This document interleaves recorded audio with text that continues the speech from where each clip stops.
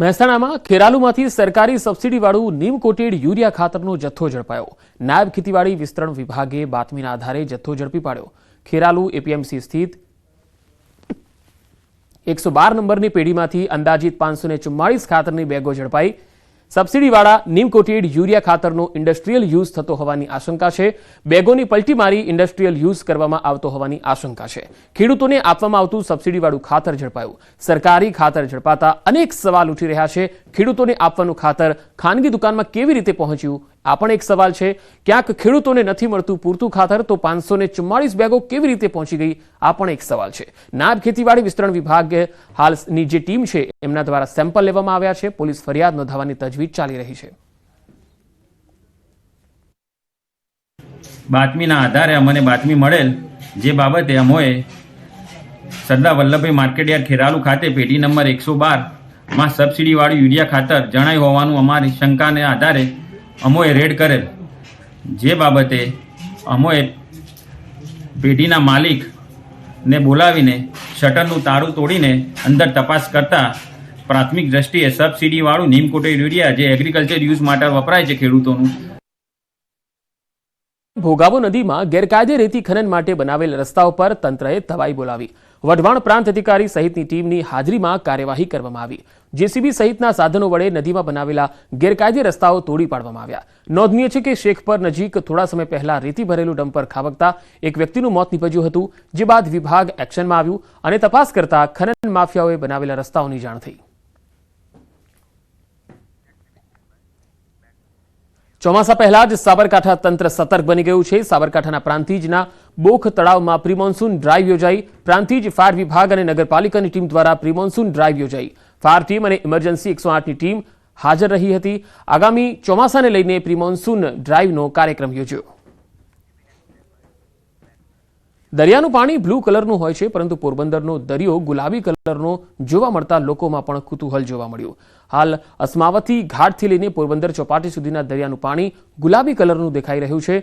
જેતપુરના કેમિકલયુક્ત પાણી દરિયામાં ઠાલવવાની યોજના શરૂ થાય એ પહેલા પોરબંદરના દરિયામાં આ પ્રકારનું પાણી જોવા મળતા ભારે આશ્ચર્ય જોવા મળ્યું। પોરબંદરના દરિયામાં આ પ્રકારનું પાણી થઈ જતા કોઈ કેમિકલયુક્ત પાણી છોડવામાં આવ્યું છે કે કેમ, આ સવાલ ઉઠી રહ્યા છે। જવાબદાર તંત્ર દ્વારા આ પાણીના નમૂના લઈ તેનો રિપોર્ટ કરવામાં આવે અને આ પાણી કયા પ્રકારનું અને કેમ અહીંયા આવ્યું છે અને કેવી રીતે અહીંયા છોડવામાં આવી રહ્યું છે એની તપાસની પણ માંગ છે। આ જે અત્યારે ગુલાબી પાણી થઈ રહ્યું છે એ અમને ખબર નથી ક્યાંથી આવ્યું, કોને દ્વારા છોડવામાં આવ્યું છે, આ પાણી કયું છે, કયું કેમિકલ છોડેલું છે, એ તપાસ કરનાર અધિકારી અને જવાબદારી કચેરીએ આ બધું કાર્યક્રમ કરવાનું હોય છે।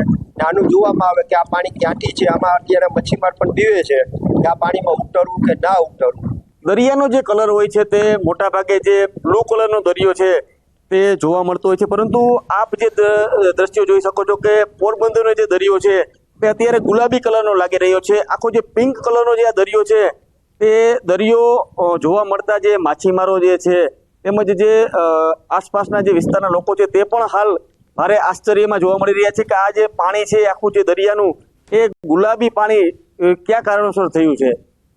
આવું જે દ્રશ્યો છે તે કયા કારણે થયા છે, આ શું કોઈ કેમિકલના કારણે છે કે પછી જે આખું જે પાણી ગુલાબી થઈ જતા જે માછીમારો છે તે માછીમારો પણ ક્યાંક ને ક્યાંક ડર અનુભવી રહ્યા છે કે આ કોઈ જે પાણી છે તેના કારણે ચામડીના જે રોગ છે તે રોગ થાય છે કે કેમ, તેવી પણ શંકા ઉપજી રહી છે। અને આ અંગે જે ગુજરાત પોલ્યુશન કંટ્રોલ બોર્ડ જે છે તેમના અધિકારીઓને પણ જે ફોન દ્વારા સંપર્ક કરવાનો પ્રયાસ કરવામાં આવ્યો, પરંતુ તેમનો પણ ફોન છે તે રિસીવ થયા નથી। ત્યારે ખરેખર આ પાણી કયા કારણસર આટલું ગુલાબી થયું છે અને શું કારણ છે આ પાણી આટલું ગુલાબી થવા પાછળનું, તે અંગે પણ તપાસ કરવામાં આવે તે ખૂબ જ જરૂરી છે।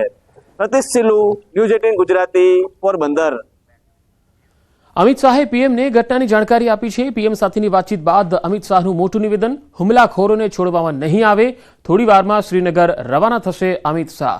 તો કેન્દ્રીય ગૃહમંત્રી અમિત શાહે નિવેદન આપ્યું છે। પીએમ સાથે વાતચીત કર્યા બાદ અમિત શાહે કહ્યું છે કે હુમલાખોરોને છોડવામાં નહીં આવે, થોડી જ વારમાં તેઓ શ્રીનગર જવા માટે રવાના થશે। જમ્મુ કાશ્મીરના પહેલગામમાં જે રીતે આતંકી હુમલો થયો અને 12 પ્રવાસીઓ ઘાયલ થયા ત્યારે તેને લઈને અમિત શાહે સોશિયલ મીડિયા પ્લેટફોર્મ એક્સ પર લખ્યું છે કે પ્રધાનમંત્રી નરેન્દ્ર મોદી સાથે વાતચીત થઈ છે। આ સમગ્ર બાબતે તેમને જાણકારી પણ આપવામાં આવી છે અને સાથે સાથે થોડી જ વારમાં તેઓ શ્રીનગર જવા માટે રવાના થશે। પહેલગામમાં જે જગ્યાએ આતંકી હુમલો થયો છે એ સ્થળની પણ તેઓ મુલાકાત કરશે અને જે પણ હુમલાખોરો છે તેમને બક્ષવામાં નહીં આવે, તેમની સામે એક્શન લેવામાં આવશે। અને જમ્મુ કાશ્મીરમાં પ્રવાસીઓ પર જે આતંકી હુમલો થયો 12 પ્રવાસીઓ ઘાયલ થયા, જેમાં એક ગુજરાતી પણ છે। ત્યારે આ સમગ્ર મામલાને લઈને કેન્દ્રીય ગૃહમંત્રી એક્શનમાં આવી ગયા છે અને આજે જ તેઓ શ્રીનગર જવા માટે રવાના થઈ રહ્યા છે। થોડી જ વારમાં તેઓ શ્રીનગર જવા માટે રવાના થશે અને આ અંગે તેમણે સોશિયલ પ્લેટફોર્મ એક્સ પર જાણકારી પણ શેર કરી છે। પ્રધાનમંત્રી નરેન્દ્ર મોદીને પણ આ આતંકી હુમલાના સમગ્ર ઘટનાક્રમ અંગે અવગત કરવામાં આવ્યા છે અને તેઓ ટૂંક સમયમાં એટલે કે થોડી જ વારમાં શ્રીનગર જવા માટે રવાના થશે અને ત્યાં જરૂરી સૂચનાઓ પણ આપવામાં આવશે। હાલ સમગ્ર જે વિસ્તાર છે પહેલગામ, જ્યાં આતંકી હુમલો થયો છે, એ વિસ્તારને કોર્ડન કરી લેવાયો છે। જવાનો દ્વારા હાલ આ સમગ્ર વિસ્તારને કોર્ડન કરી અને આ હુમલા કેસની તપાસ ચાલી રહી છે અને જે સંગઠન જેને શંકા વ્યક્ત કરવામાં આવી છે કે જે આતંકી સંગઠન છે તેના દ્વારા હુમલો કરવામાં આવ્યો છે, તો તે સંગઠનને જે હુમલાખોરો છે તેને પકડવા માટેની પણ કાર્યવાહી અત્યારે ચાલી જ રહી છે અને મોટું નિવેદન આપ્યું છે કેન્દ્રીય ગૃહમંત્રી અમિત શાહે। World famous tourist destination Pahalgam में आज बाद दोपहर एक आतंकी हमला, टेरर अटैक, और इस टेरर अटैक में जो है कई अफराद जख्मी हो गए हैं। हम आपको बताएं कि इस वक्त हम मौजूद है ग्राउंड जीरो पे और ग्राउंड जीरो की तस्वीर आपको दिखाने की कोशिश कर रहे हैं। कैमरामैन से मैं कहूं वो थोड़े एक्टिविटी आपको दिखाने की कोशिश करेंगे। ये आप देखिए, जम्मू कश्मीर पुलिस, सीआरपीएफ, फौज चौकन्ना, और ऐसे में जो यहाँ जो आप ये देख रहे हैं ट्रैफिक, ये ट्रैफिक जो है कहीं ना कहीं इसको पैसिफाई करने की कोशिश की जा रही है। और हम देख रहे हैं पिछले 1-2 घंटे से लगातार इस पहलगाम रोड पे जो है ट्रैफिक की आवाजाही, और ऐसे में कोशिश कर रही है जम्मू कश्मीर पुलिस, सीआरपीएफ की कहीं ना कहीं लोगों को राहत पहुंचाई जाए। और हम आपको बताएं कि पहलगाम टेरर अटैक में जो है कई अफराद जख्मी हो गए हैं और इस हमले में जो है अभी तक जितने भी जख्मी हैं उन्हें अस्पताल में जो है इलाज के लिए दाखिल किया गया है।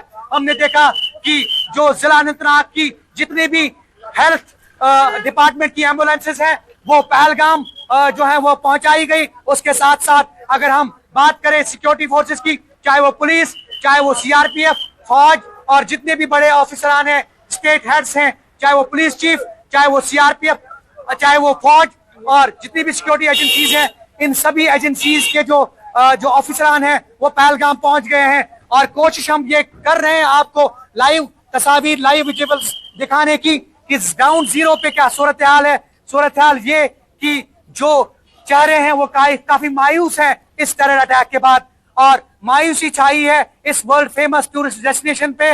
और हम आपको बताएं कि इस वक्त जो टूरिज्म का बोलबाला और काफी हद तक टूरिज्म जो था उसमें उछाल आया था, और इसमें हमने देखा कि पूरा जैम पैक पहलगाम, और ऐसे में ये टेरर अटैक, हालांकि हर सू इसकी काफी निंदा की जा रही है, मजम्मत की जा रही है, लेकिन ऐसे में हम आपको बताएं फिलहाल अभी चूंकि ऑफिशियल कंफर्मेशन और जो ऑफिशियल फिगर्स हैं वो अभी आए नहीं, और ऐसे में चूंकि कोशिश हम ये कर रहे हैं कि आपको ग्राउंड जीरो की तस्वीर दिखाने की कोशिश कर रहे हैं हम। और ये आप देख रहे हैं पिछले 1-2 घंटे से हमने ये ट्रैफिक देखा, ये ना थमने वाला सिलसिला जो है बदस्तूर जारी है। और कहीं ना कहीं हमने ये देखा कि जितने भी टूरिस्ट हैं वो प्रेज कर रहे थे यहाँ की ब्यूटी का, और उसके साथ साथ यहाँ के लोकल्स को काफी प्रेज कर रहे थे, इनकी हॉस्पिटलिटी को प्रेज कर रहे थे। लेकिन अचानक ये आतंकी हमला, और इस हमले में जो लोग जख्मी हुए हैं कहीं ना कहीं उनको लेकर मजम्मत की जा रही है, कंडम किया जा रहा है इस अटैक को। और हम आपको बताएं कि सिक्योरिटी फोर्सेस की बारी नफरी है ये सारे डेंस फॉरेस्ट में जो है वो तैनात की गई है। सर्च ऑपरेशन जारी है, और इस सर्च ऑपरेशन को लेकर जो हमलावर है उनकी तलाश जो है वो शुरू कर दी गई है ताकि उन्हें कीफर के आधार तक जो है वो पहुंचाया जाए। ज़हूर रिजवी, न्यूज़ 18 नेटवर्क, पहलगाम।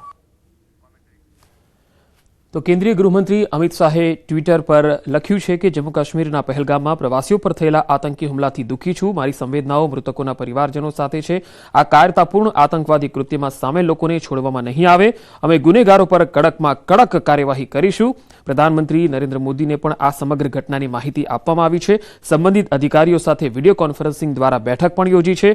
બધી એજન્સીઓ સાથે તાત્કાલિક સુરક્ષા સમીક્ષા બેઠક કરવા માટે ટૂંક સમયમાં શ્રીનગર જવા માટે રવાના થઈશ. અમિત શાહે આ સોશિયલ પ્લેટફોર્મ એક્સ પર આ લખ્યું છે અને એક ગુજરાતી પણ આ હુમલામાં ઘાયલ થયો છે. કુલ 12 જેટલા લોકો ઘાયલ થયા છે. એકનું મૃત્યુ થયું હોવાના અહેવાલ છે. ત્યારે પહેલગામ જે ટુરિસ્ટ પ્લેસ કહેવાય છે અને મોટી સંખ્યામાં અત્યારે ટુરિસ્ટ આવી રહ્યા છે, આ વિસ્તારોમાં ફરવા માટે આવી રહ્યા છે. ક્યાંક વૈષ્ણોદેવી દર્શન માટે પણ જતા હોય છે. જમ્મુ કાશ્મીરમાં જે છે અલગ અલગ જગ્યાઓ છે ફરવાની, ત્યાં અત્યારે વેકેશનનો પણ માહોલ છે. ત્યારે મોટી સંખ્યામાં ટુરિસ્ટ પ્લેસો પર પ્રવાસીઓ જે છે અહીંયા આવતા હોય છે. ત્યારે આ આતંકી હુમલાને લઈને લોકોમાં એક ભયનો માહોલ વ્યાપી ગયો છે. ત્યારે કેન્દ્રીય ગૃહમંત્રી તરત એક્શનમાં દેખાઈ રહ્યા છે અને આજે જ તેઓ શ્રીનગર જવા માટે રવાના થઈ રહ્યા છે અને સુરક્ષા એજન્સીઓ, જે તમામ સુરક્ષા એજન્સીઓ છે તેમના ઉચ્ચ અધિકારીઓ સાથે જરૂરી સુરક્ષાની જે સમીક્ષા છે એ પણ તેઓ કરવાના છે.